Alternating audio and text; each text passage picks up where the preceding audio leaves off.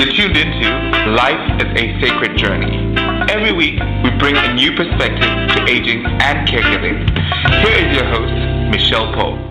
Good morning, good afternoon, and good evening to you in the virtual neighborhood of Life is a Sacred Journey. It is always my honor and privilege to come and be with you on Friday mornings at 8 a.m. Go get your water. You know, I'm cleansing, I'm fasting this week, so I got my juice. Get your tea, get your coffee, get a piece of paper. For this conversation, get a piece of paper. And I am very excited this morning because I have been doing some homework. You know, as you know, I do my homework. I'm not one of those people. I may not get a chance to read the person's entire book if it's a book, but I do get the book. I do read the book. You know how I love books. And when Felicia told me that Donna was coming on, and I'm going to tell you a little bit about Donna Andersen in a few minutes, I wanted to do a little bit of homework. And I began to realize, one, I know a lot of sociopaths. And I started doing a checklist to make sure I wasn't one. So we're going to talk about all of that. Okay, so I'm so happy. You know that we light a candle every morning at Life is a Sacred Journey because this is for all the lives that have been lost during the pandemic, prior to the pandemic, all the hate, all the stuff. We just light a candle of hope. It's not for any religious reason, if that's not who you are, but light is a hope. You know, the candle creates a place of hope. So that's our candle of hope. We'd like that every Friday morning at 8 a.m. for that reason, to be the hope. So let me tell you a little bit about Donna. She is an amazing woman that has been through, as many people, right? Many people come on Life is a Sacred Journey, Donna, have been through this. And as we live, we realize it. We go, oh my gosh, I had no idea. And we got out by our chinny chin.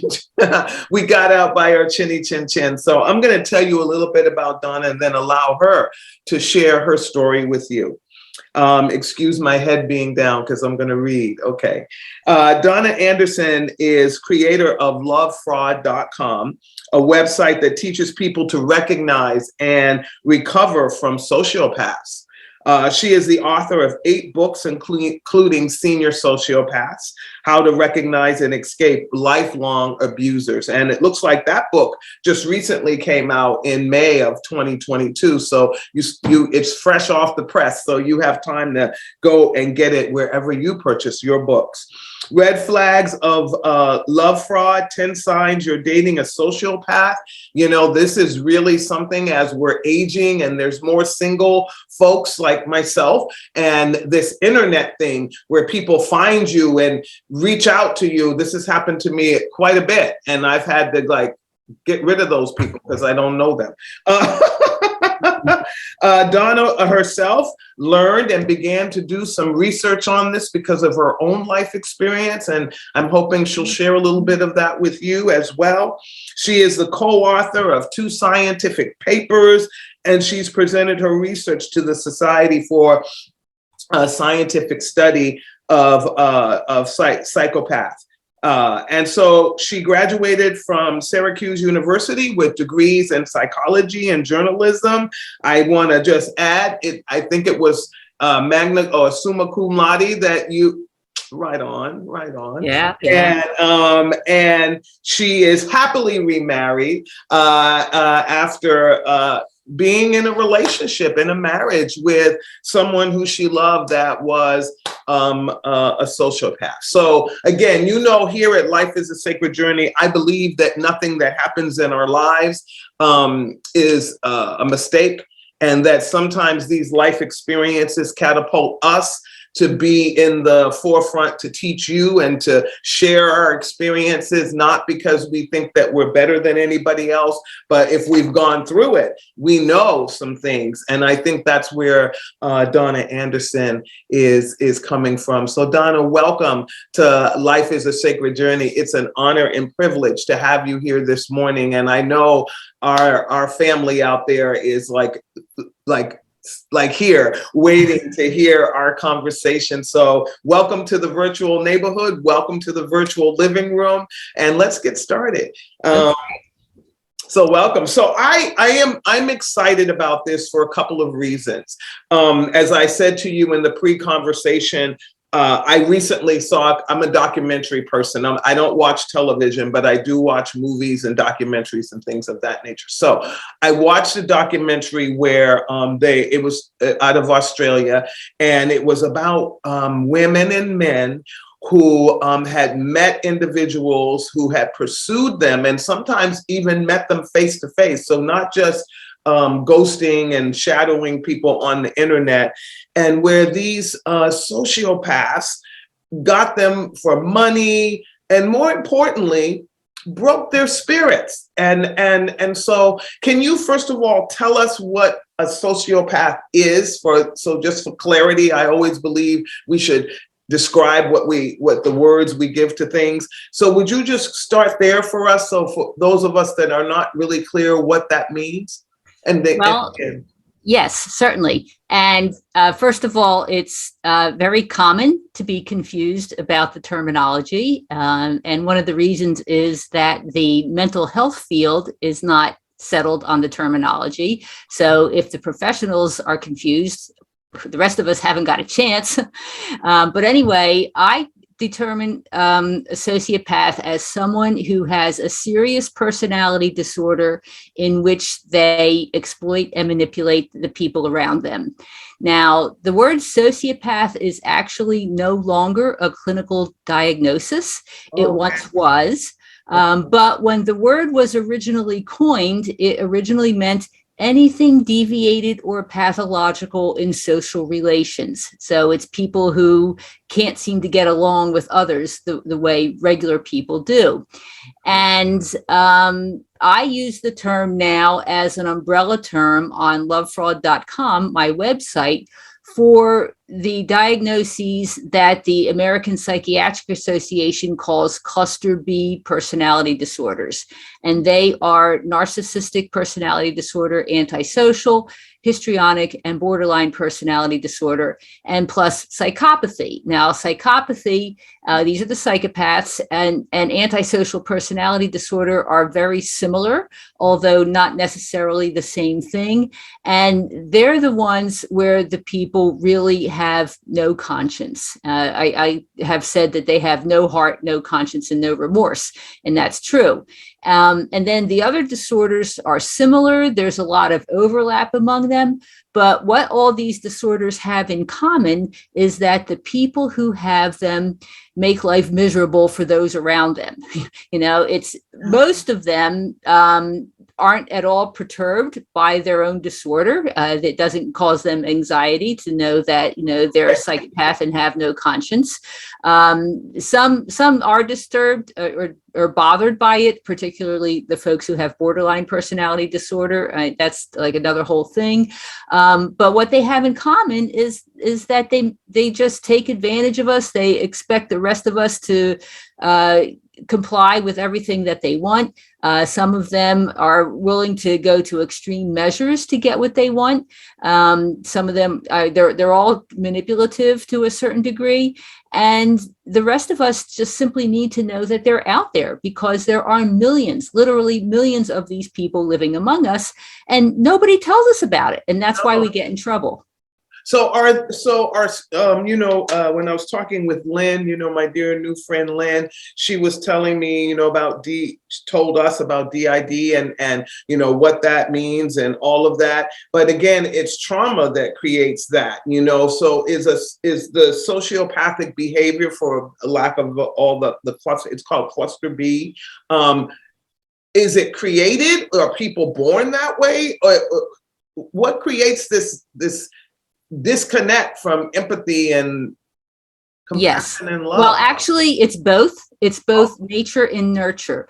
The condition is highly genetic, And what that means is that a child can be born with a predisposition to the disorder.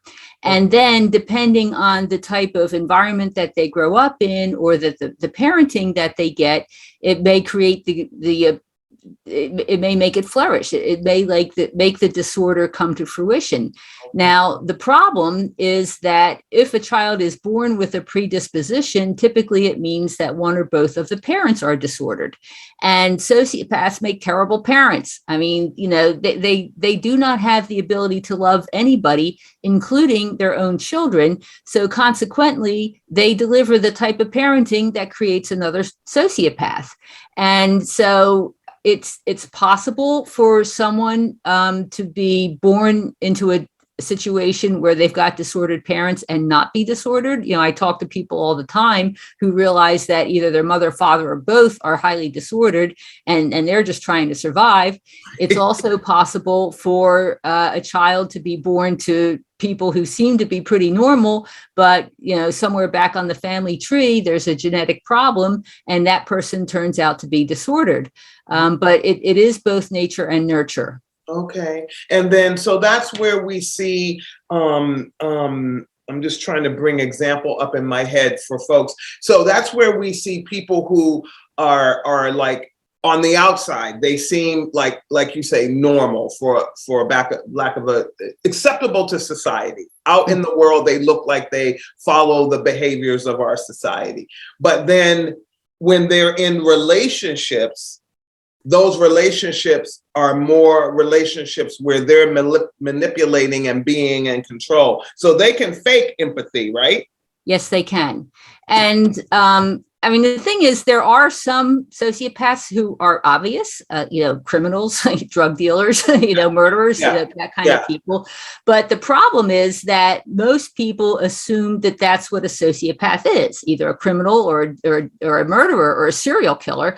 So consequently, they don't recognize it when people are manipulative, but not to that degree. That they're not committing murder, and plenty of psychopaths and antisocials are highly destructive, but they don't commit murder. And it's not that they have a conscience about it. It's just that they don't want to go to jail. Right. They're that makes sense. That makes sense. Yeah. So many of them know how to go like right up to the line of what's legal but not cross over it. And they do. Or the other thing that happens is that they tend to be really good talkers, and they talk themselves out of it. And they are often able to do that. And their abuse on others is again through the tool of manipulation and all of that. But you talked about in one of your vlogs about that this, and I know this person when you talked about it, that the look that you get from this person, where you're not even engaged in conversation with them, but all of a sudden you realize they're looking at you, trying to figure out every part of your movement and what makes you tick. It's a look where it's like, I look at it this way. I feel like this person is always looking for my Achilles heel. Mm-hmm. And that's true, because what they do, sociopaths essentially are opportunists. And what that means is that they're always looking for somebody that they can take advantage of. So if a sociopath encounters someone, if they encounter me, and what they do is they first of all try and figure out if I have anything that they want. Then they try and figure out what my vulnerabilities are. And then they use my vulnerabilities to get me to give them what they want. Yeah, and that's pretty much the process that they always do. Now, it depends on what it could be. They might want something as simple as, for me to let them pass in a car or something like that. Or they might want sex, or they may want money, or they may want my business connections or something like that. So, they're just always looking for somebody that they can take advantage of. And what you're talking about is the stare. I've had people tell me that when they encountered a sociopath, they felt like a gazelle in the view of a lion, that they were just a target. Yeah. And some people actually get that feeling. Mm-hmm. And nowadays in the 21st century, you and I were talking pre-audience time, that people are, there's more single men and women. There's more disposable income. I mean, the pandemic, we know, all of us. I just got my my investment thingy, and I was like, oh my gosh, I lost all this money. But at the end of the day, we have more of it. We're physically not as frail as our ancestors were at 60 and even 70 years old. So we feel more vibrant. We're putting our lives out there. I mean, you and I both are out here doing social media, but the reality is that people think they know who we are, so then they want to try to manipulate something from us. But people want to be loved. People want to be liked. And so the sociopath, again, cluster person, they have a wonderful cornucopia of people to go and attack, right? Because yes. And especially the internet. I mean, we've been talking about that a little bit. The internet is happy hunting grounds, for sociopaths. Essentially, there are people who are online, 24/7, 7 days a week, just throwing those hooks out there, trying to see who they can catch. In fact, you were talking about what's going on in Australia. I mean, they have a serious problem in Australia. Yeah. And it's not necessarily people who are doing this. I mean, there are actually organizations that run like a business, and people come to work every day. And, a lot of them are in Nigeria and some and Asia and countries like that. They come to work and they spend all day scouring the internet looking for targets. And then they manipulate and groom the targets, trying to convince them that you're falling in love with them and everything like that until they start springing the questions, for money. And it's rampant. It's just absolutely rampant all over the world. And hard to stop, because they move from what it's like Donna's explaining to us. Donna Andersen is with us this morning, lovefraud.com. And the reality is they move from place to place, and it's almost like they're human algorithms, and they track your conversations with your loved ones and friends. And then that's how they seem so familiar. I think that's the other thing that I notice about psychopath behavior, that psychology, is that they are familiar very quickly. Is that a sign and symptom of this behavior? Well, that's one of their strategies. Essentially, yeah, because you mentioned one of the books that I wrote, which is called Red Flags of Love Fraud, 10 Signs You're Dating a Sociopath. And my goal with that particular book was to document what I was hearing, from all the different people about, how they got into this mess. And I was able to identify the 10 signs. And one of them I call sudden soulmates. And what that means is that when you encounter this person, you feel like you've met the person you've been waiting for all your life, because you have so much in common, you have all these interests, you want the same things. And there's a reason for that. And the reason is because the sociopath studies you, figures out what you're looking for, and then makes himself or herself into that person, and then says, oh my goodness, look at this, we're meant to be, we have so much in common. And it was all a scam from the beginning, because they targeted you and figured out what buttons to push, and then they presented themselves as the person you've been waiting for all your life. And so how does this manifest into our seniorhood? And your research was with, I think, 2,300 or something folks, and it was about this phenomenon of this individual who has lived their life, and now they're in the baby boomer population along with the rest of us, and they are manifesting behavior in this population that is kind of negative and creating a very negative impact. So right. Can you talk about that, Donna? Sure. So the reason that I started this was because there is a prevailing view in the mental health field that sociopaths burn out in their 40s and engage in less antisocial behavior. Well, this made no sense to me because my ex-husband was older than that when I met him. Now, this guy took $250,000 from me. He cheated with at least 6 different women during our 2.5-year relationship. He had a child with one of those women. And then 10 days after I left him, he married the mother of the child, which was the second time he committed bigamy. So, yeah. So this is what my experience was. So when I started working on love fraud and doing all this research, and I kept coming across these academic papers and books that were saying, oh, they burn out in their 40s. I'm like, well, hello, that didn't happen to me. And also, at this point, I've been talking to love fraud readers for many years, and I kept hearing the same thing, that they're involved with these people who were 20, 30, 40 years. They were in these relationships, and they're finally figuring out what's going on. And they're all like 40, 50, 60, 70 years old, and they're still engaging in this behavior. So my goal was to debunk the idea that they burn out. Yeah. And I conducted a survey of 2,400 love fraud readers, specifically about their experiences with people who they believed were sociopaths and were over the age of 50.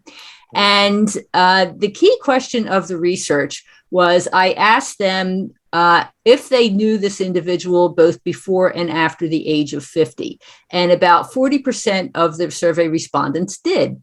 And so then I asked, did the behavior change? Was it better? Was it worse? What happened after the age of 50? Well, 91% said their lies, manipulation, and deceit were just as bad or worse after age 50.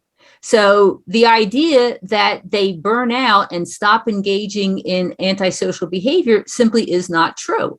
And that was what I wanted to document with the book. And so as these, one question that I have is, does the behavior, is it both physical and mental? So is a person that physically abused their partner, is that a derivative of being a sociopath? It can be, yes. Okay. I mean, definitely, there are violent sociopaths, and there are abusive, physically abusive sociopaths. In fact, that was one of the questions that I asked. What type of abuse did you endure with this person? And I also want to clarify that my research, it wasn't just with people who were in romantic relationships, although most of the people who filled out the survey were describing either a romantic partner or a spouse. Okay. But I also had people who talked about their parents, their siblings, other family members, work colleagues, and people from the neighborhood.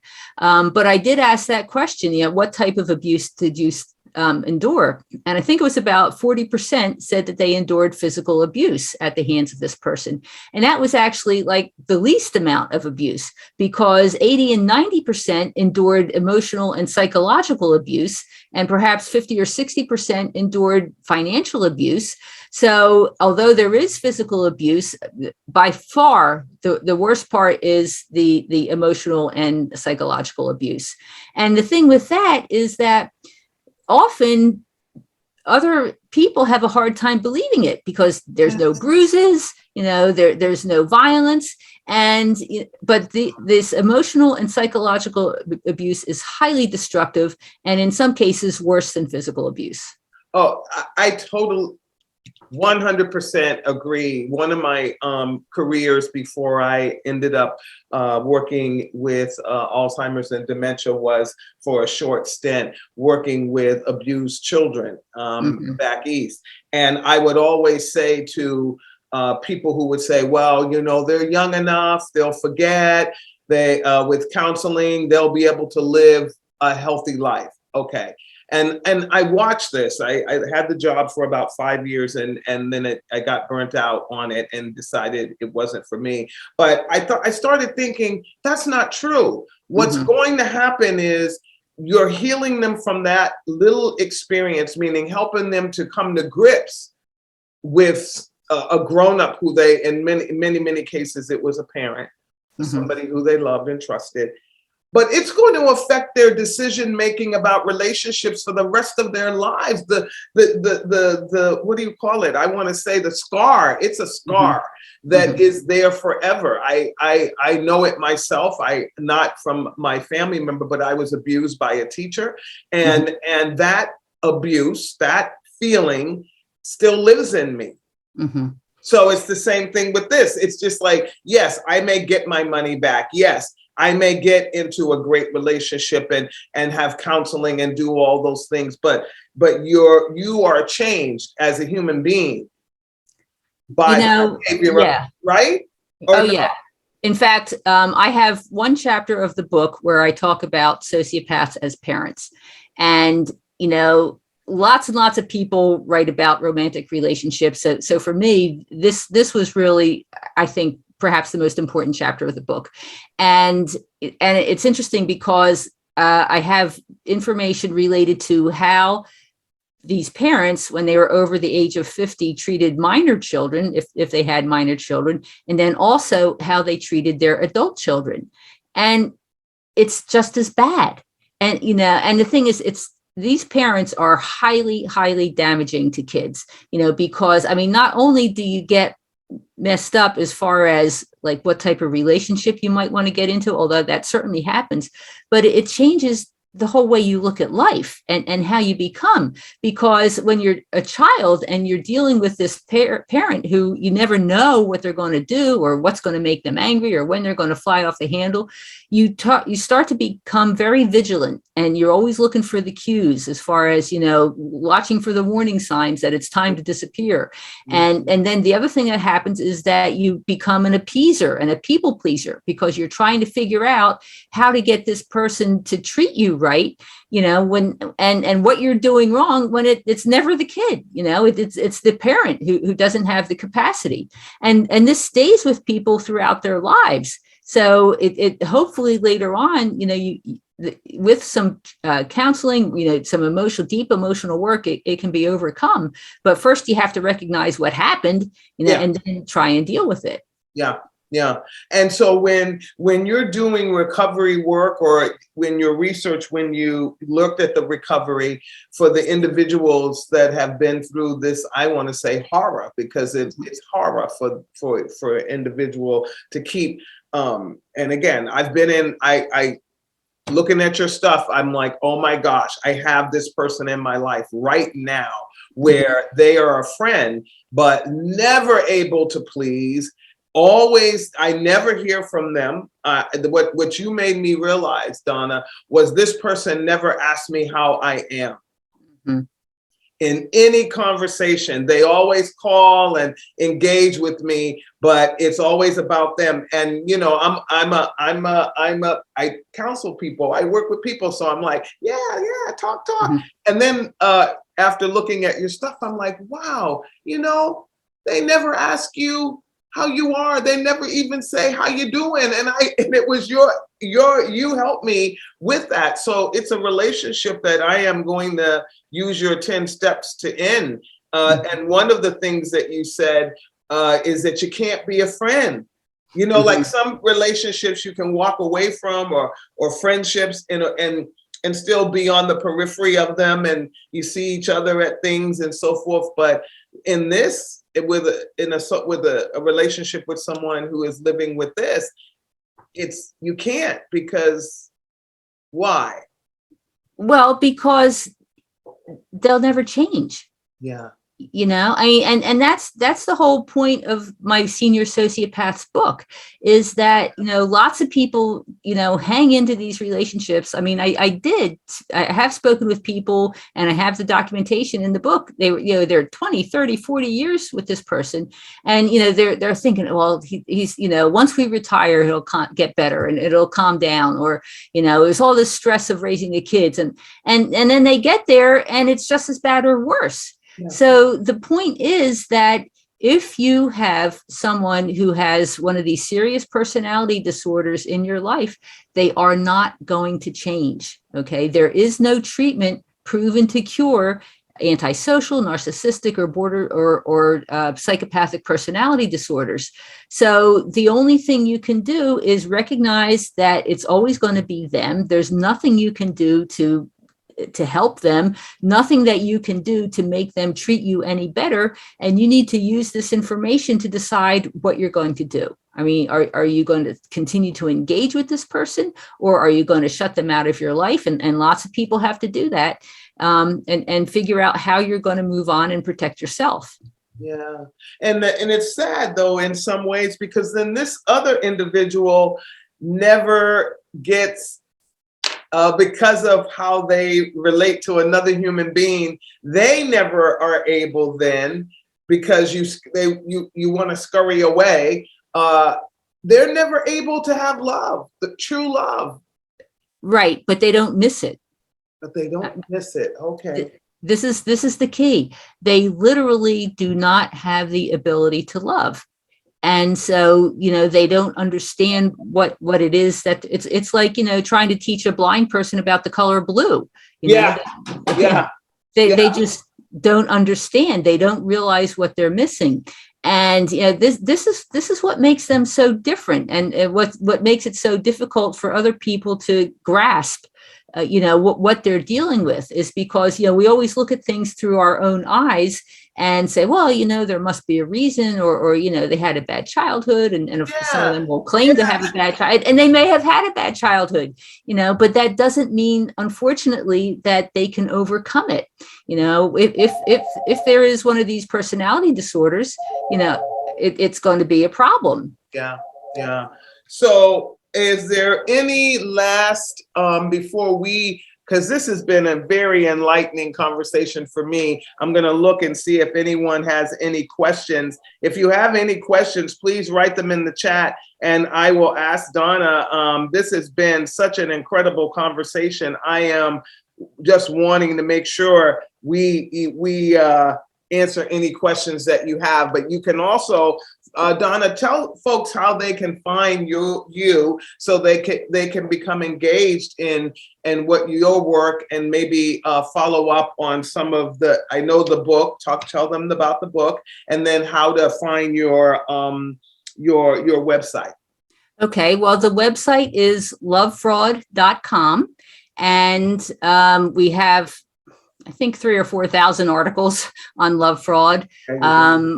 We also have a section where I have webinars. Myself and plus other experts that I know of have put together some really helpful webinars for people who are in these situations and trying to figure out what to do. My book, of course, is called Senior Sociopaths: How to Recognize and Escape Lifelong Abusers.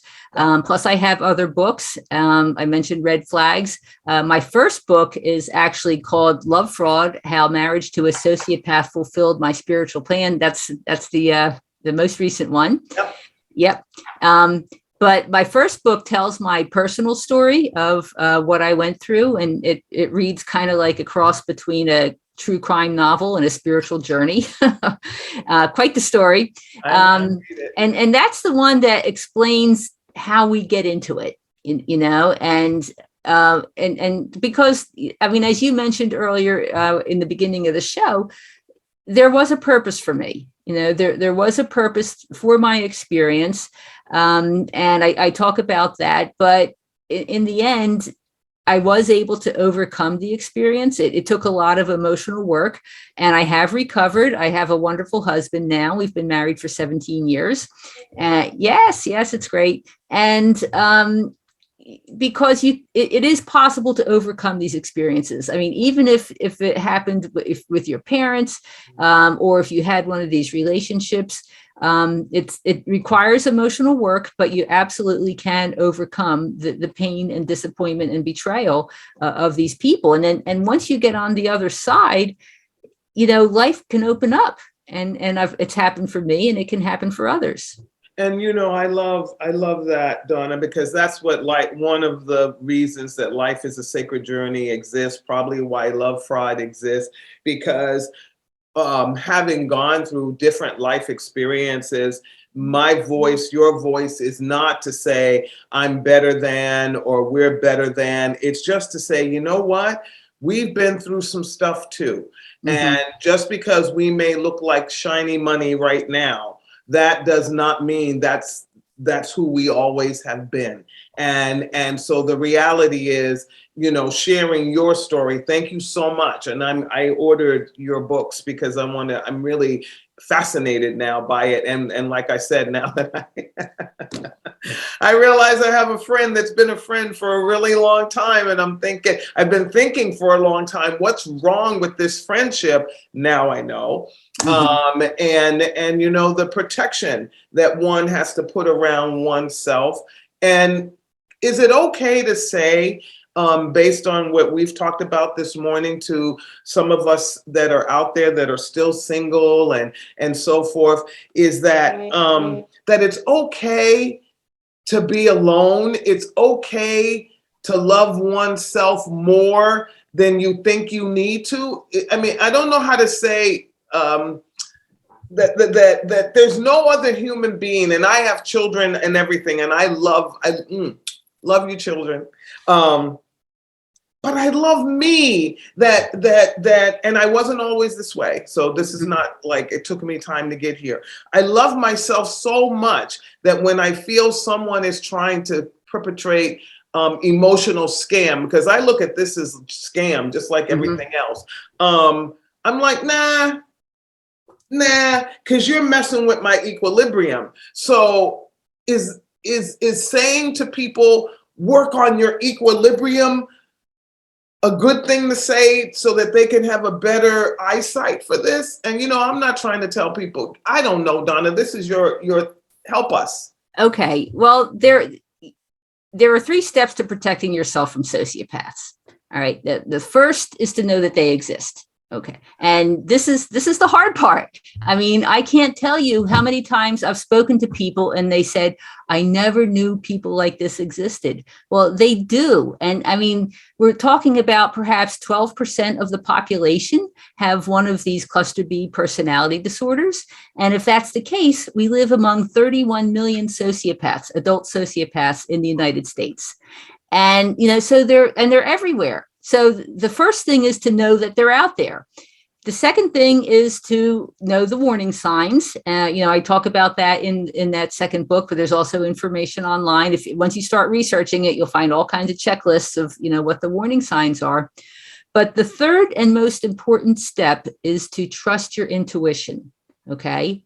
This is what's going to protect you. I mean, our intuition evolved over millennia with the purpose of protecting us from predators. And that's what these people are. They're predators. So, if you get a gut feeling or the hair on the back of your neck stands up or something like that there's a problem with somebody, then pay attention, because that is your intuition warning you of danger.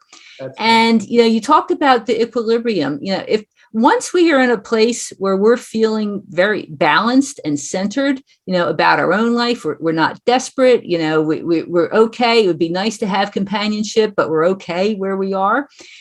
What's good about being in that centered space is that you can hear your intuition,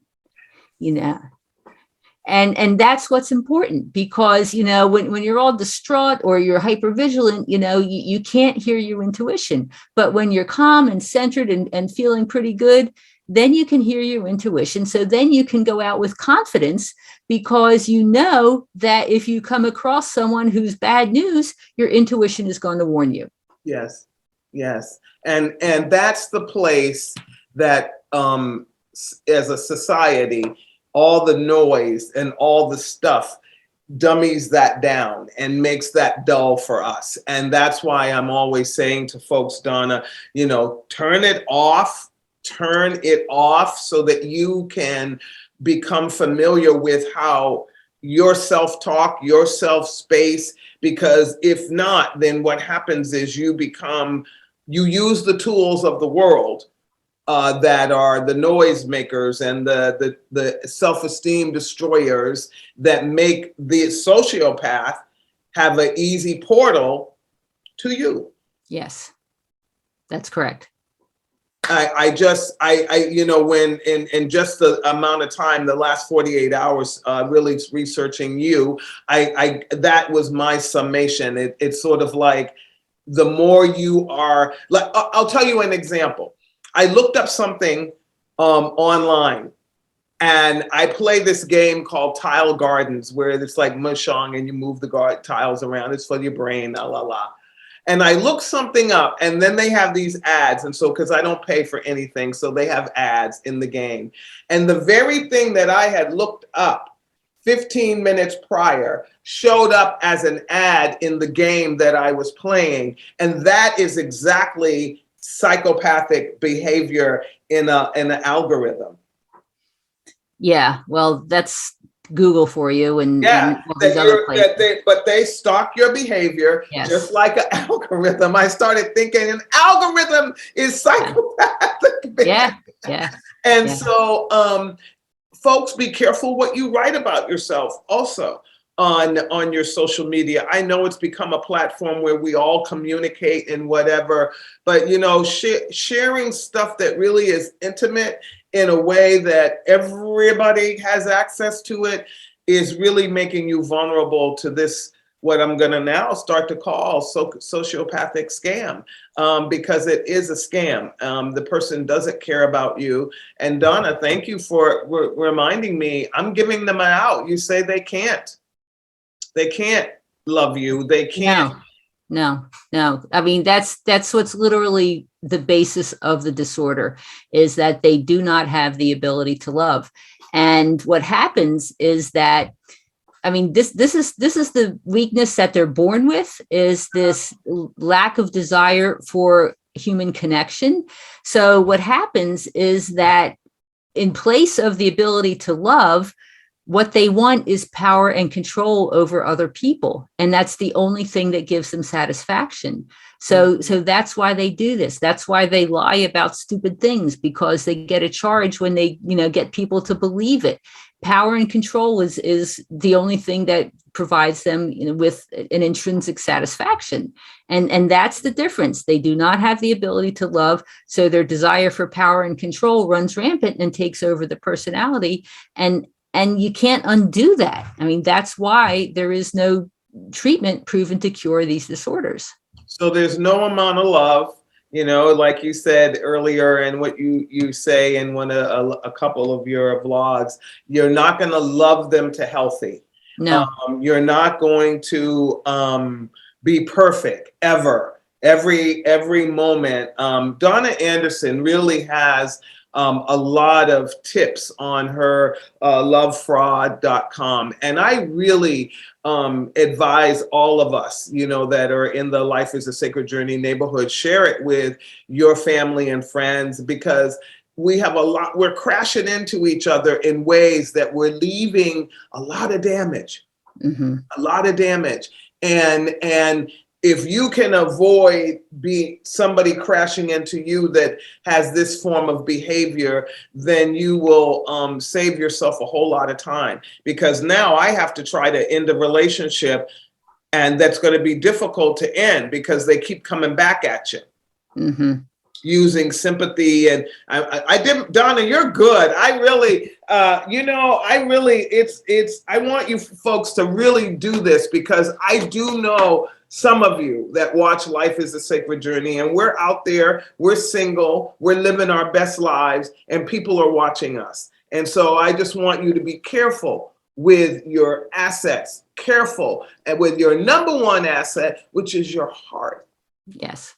And your spirit and your mind. Those things, these are your number one assets. These are the barriers to the money, to the everything else. So go to Donna's website and lovefraud.com and sing your Sociopaths. I didn't get my book in enough time, but I did make a picture of the cover so that you could see it. Really, how to recognize and escape lifelong abusers. And you know what? It's okay for you to escape.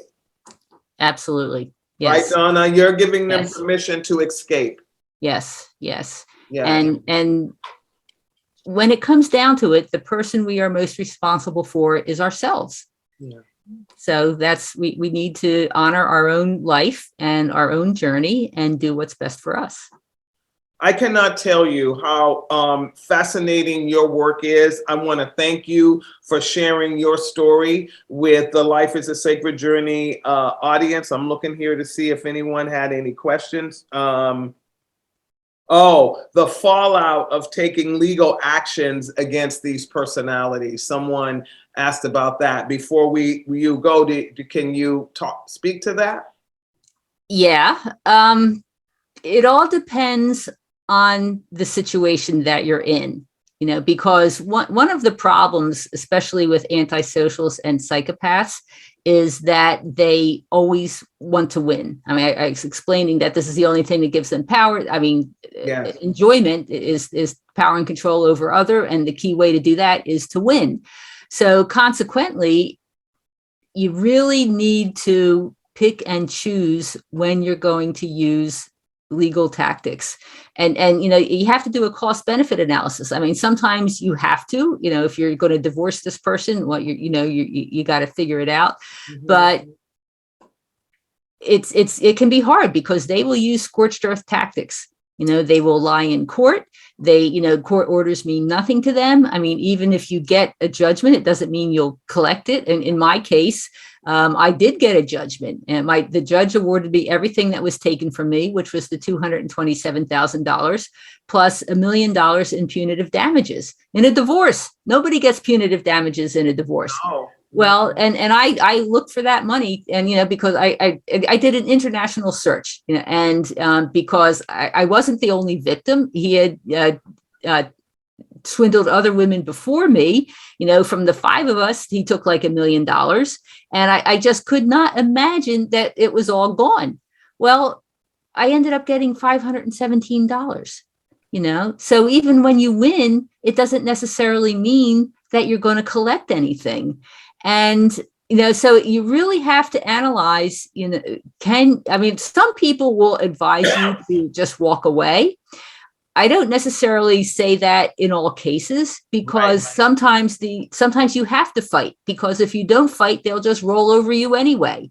Mm-hmm. And so, but you really have to analyze very closely, what actually is the argument. Do they have anything that you can collect? If you're looking for money, does the person have a job? Do they have any income? Sometimes they don't. Can you get at it? And what is the cost? I mean, is the emotional cost, worth it? Because the way to escape these folks is to go no contact, is to, cut the person out of your life. Well, if you start a legal battle, they're still in your life. So essentially, there is no easy answer to that. And people just have to do a very thorough analysis of, the costs and the benefits and figure out what is their own best way forward. Thank you for the question, Nancy. Yeah, that is definitely something that you do have to weigh, because you're right. When you're the no contact thing, that person may actually be wanting to go into the legal process with you just to also keep manipulating you more, because now they get to see you in the state of where they have power over the situation and you have to defend yourself. I mean, it's like the psychology is just like a web, excuse me, Spider, because your webs are beautiful, but it's like a web of craziness that you get caught up in, and then you really are the victim. Yeah. Wow. All right, Life is a Sacred Journey, folks. Today, this morning, somebody who I hope will come back and really talk with us again, because this is I think a 21st century manifestation. I think manipulation has been a part of the human condition from the very beginning. If you are a person that reads any of our biblical context, manipulation was the first act. So manipulation's not new. It's a part of the human condition. But in this modern day where we have more to lose, not just our spirits and our souls, and that to me is the most important thing, but money, reputation, all these things. this person or persons in your life, whether they are parents or friends, and I'm going to tell you how my thing goes. Thank you, Donna, for enlightening me. I will share with you how it goes, because the no contact thing is going to be hard, but I have to figure out a way to do that because I think it's important. Mm-hmm. Donna Andersen is the creator of lovefraud.com. Her website has been teaching people to recognize and recover from sociopaths. She had to go through a journey of darkness just to come to this place in her life where she can share firsthand experience. She's willing to tell her story. Go to lovefraud.com. There's books out there. She's got the Senior Sociopath, How to Recognize and Recover and Escape Long-Term Abusers, Long Life Abusers. I'm getting it. So once I delve into it a little bit more, I'm going to ask Donna to come back and know that all that she has shared with you today doesn't mean that you are a bad person because somebody has decided to do this to you or thinking about doing it to you. You're just magnificently, wonderfully made, and that's why they want to mess with you.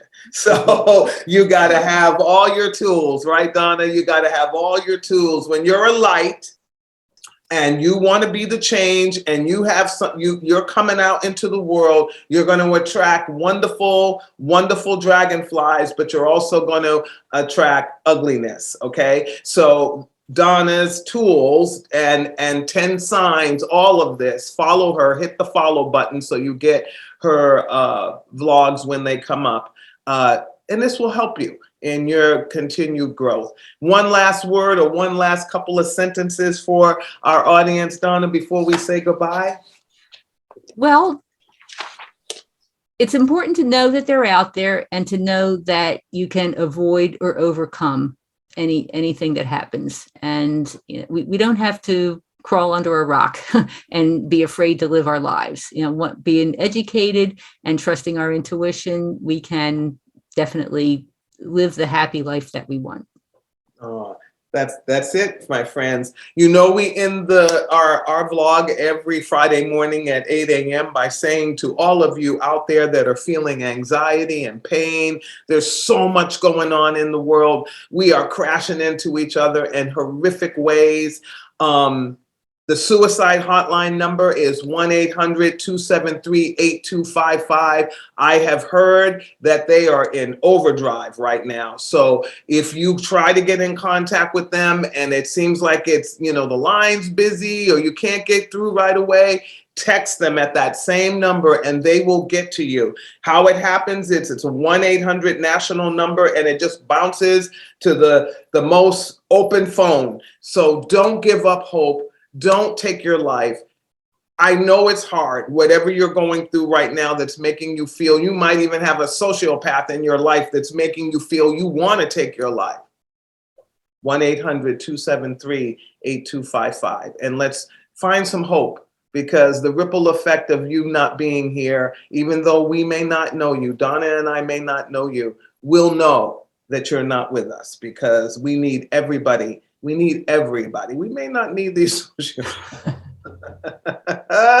but we do need you. We do need you, loved one out there. Have a good weekend, everybody. Go out and hug a tree. Read to a tree. I'm a tree lover. I'm not a witch or anything. I just love trees. And be good to yourself. Look in the mirror and say you matter, because you know what you do. And we want to thank our good new friend, Donna Andersen, for the work that she is doing. She's going to stay on for a few minutes for me to thank her personally, but I'm going to say goodbye to you. Have a wonderful weekend. Peace.